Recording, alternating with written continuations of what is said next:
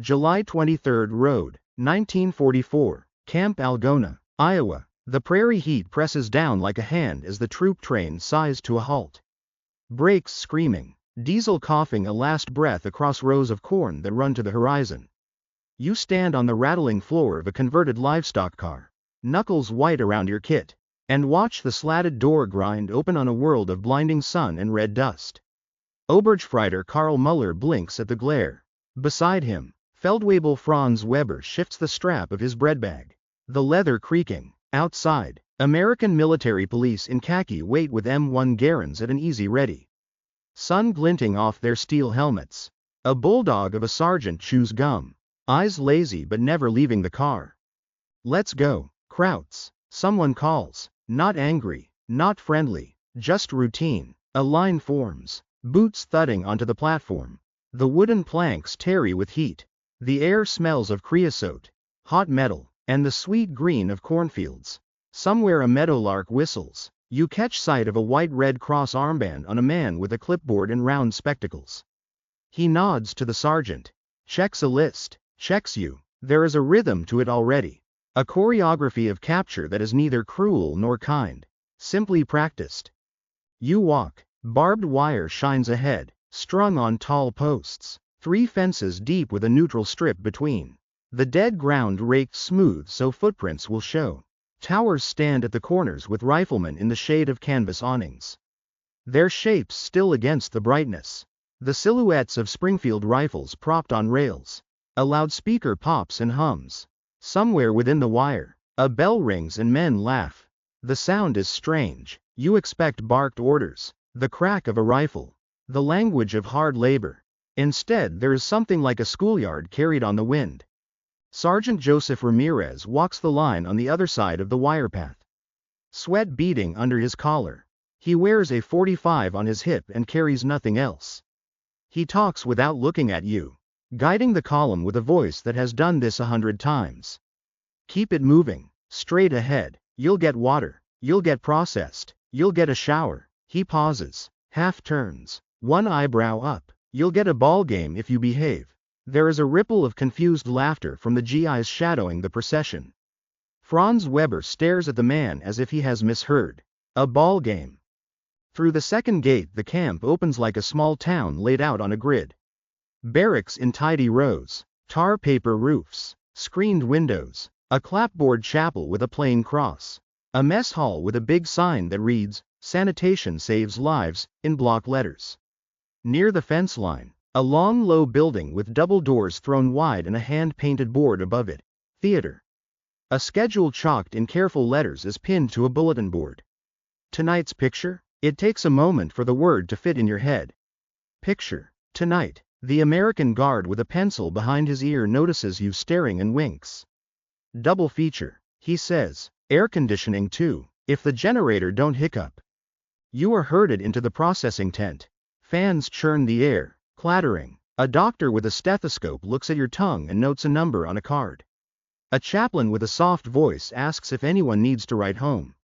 A German-speaking lieutenant explains in careful Hochdeutsch the rules of the camp. The rations, the hours. You will be treated according to the Geneva Conventions. Work details are voluntary within reason. You may receive mail. There is a library. There are organized activities. His eyes flit up, as if checking to see whether this matters to you. Whether it is a kindness or an insult. A private slides a crate marked with the Red Cross under a table. Pries it open, and the room fills with the faint, familiar smell of soap and cigarettes. The simple civility of it strikes like a slap. Across the yard in the shade of a cottonwood, a diamond of red dust and chalk lines glows. You can hear it more than see it at first. The thock of a ball into a mitt. The shout of, "Heads up." The long collective inhale when a bat meets a pitch with a clean, ringing crack. A man in a catcher's mask squats. Signals. A pitcher on the mound rocks and fires. Their uniforms are mismatched, denim trousers, undershirts, caps with letters from some local team. Beyond the backstop, a crowd of tan uniforms and gray ones mingles at the fence. Laughing together, arguing over a close call in a blend of English and German that sounds, to your ears, like a prank being played on reality. Karl Muller's mouth is dry. He glances at Weber. Sind sie verrückt? He whispers. Are they mad? Weber's face is unreadable. A mask that fits too tight. He had told the men on the train that Americans were soft. That captivity was a test of will. He had said the wire would be the measure of a soldier. He had not said that inside the wire there would be a baseball game. A whistle shrills and you step out into sun again. Blinking. A corporal hands you a tin cup and tips a water canteen. Cold liquid splashing over your fingers. You drink and the world narrows to simple things, wet, shade, the weight of the cup. The loudspeaker coughs and speaks in German. A voice careful and slow. Willkommen, listen for your barrack assignment. Medical call at 1600. Tonight there will be a film. Volunteers for the farm detail sign up at the office. Teams for the baseball league will hold practice at 1800. The word hangs there, practice, and you can feel something loosening in the air. A tension you carried from the convoy across Tunisia to the holds of a transport ship and into this flat green country with its sky too big to be real. Ramirez moves past again, not hurrying. He stops and rests a forearm on the post of the shelter. Looks where you are looking. The batter digs his heel in. The pitcher nods. The ball begins its long bright arc. You'll learn the rules quick. Ramirez says. Everybody does. He jerks his chin toward the theater. Pictures are on Wednesdays and Sundays. Maybe you'll like the cowboy ones. Everybody does. Weber's hand tightens on his cup. The field erupts, a clean drive into the gap. Men yelling, a hat tossed in the air. He turns to Karl as if to anchor himself in a shared disbelief. They make a carnival of it, he says, but his voice lacks heat. The facade is slipping. He is watching the way the catcher laughs with a man in a gray tunic. The way a boyish private leans over to translate a joke and a German prisoner throws his head back. The sound free, the edge taken off. The barracks door yawns open. A shadowed interior, rows of bunks, footlockers, a bulletin board with rules neatly posted in English and German. A library shelf stands at the far end. The spines of books lined like soldiers on inspection.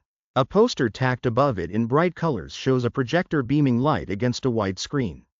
Faces upturned, a promise. Weber steps over the threshold and pauses. His eyes adjusting. He hears the projector before he sees it. A stutter of gears from the next room where someone is testing the machine. The whir slipping in and out as the belt finds its rhythm. The smell is unmistakable, warm dust, oil, and something like popcorn. He looks back at the door, at the slice of blue sky, then forward again into the dim, and for the first time since he lifted his hands on a rocky Tunisian ridge. He doesn't know where to put his fear.